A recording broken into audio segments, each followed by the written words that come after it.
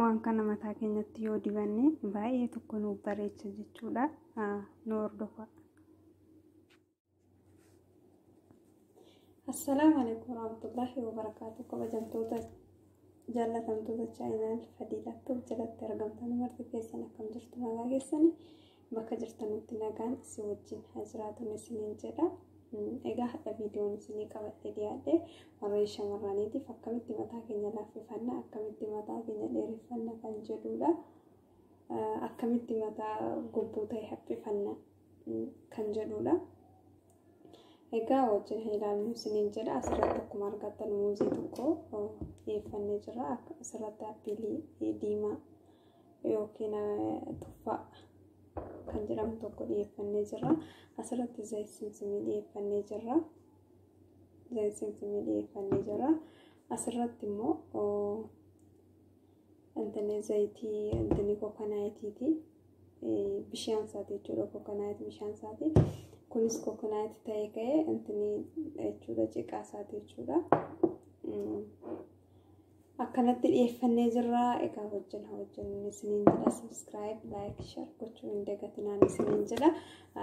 Mataa keenya qaqqabachuu waan nurraa eegamudha. Ijoollee shamarraniitiif keessattiyyuu jechuudha.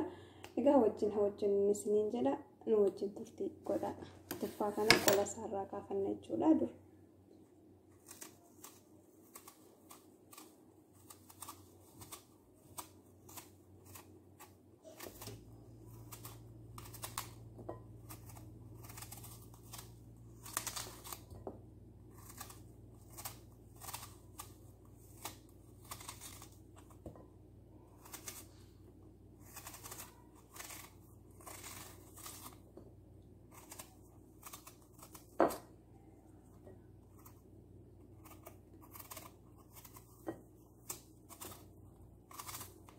Kalau misalkan terrapat di muda, karena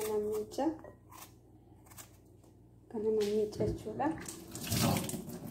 Cimbo dan mesin ini nak, mesin yang alat ini nak, yang murah coba dicek. Kami sih turunkan ya, ada. Kami mesin ini ruang kalau sini.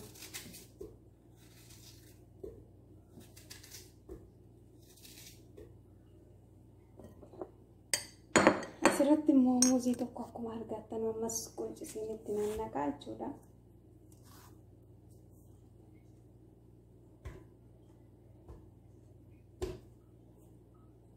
Muuzii tokkotti naqeen jira. Kun zayit simsimiidha. Inni argattanii barreeffama illee ni qaba. Asirratti itti naqaa jechuudha. Waan maankaa lama qabu. Naqeen jira. Kun zayit kokonaayiitiidha. Zayit kokonaayiitiin kun baay'ee tokko gaariidha mataa keenya laaffisuuf. Ammas itti naqaa. Amma tokkotti naqaa. Kunis maankaa sadiin ga'amni itti naqa jechuudha. Kun immoo maankaa tokkotti naqa jechuudha. Kun zayitii ciqaa kana maankaa tokkotti naqa jechuudha. Kunis kokonaayiitii yaani bishaan isaatii miti malee jechuudha. Kun akkana tokkotti naqa jechuudha.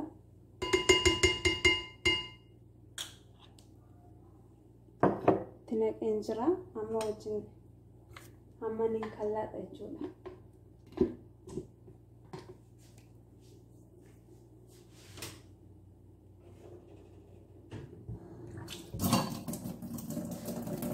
Akka kallaanni sochoosuuf bishaan xiqqoo sitti naqa.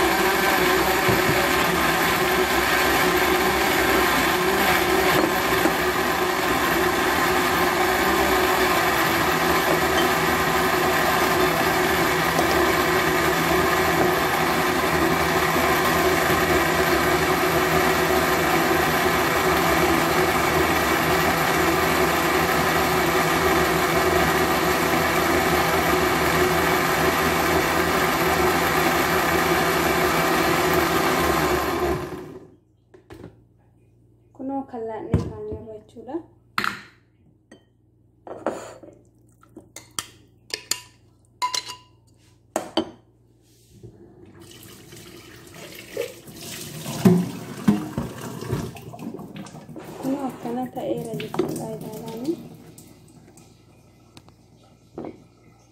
Kana ta'ee jira jechuudha kun.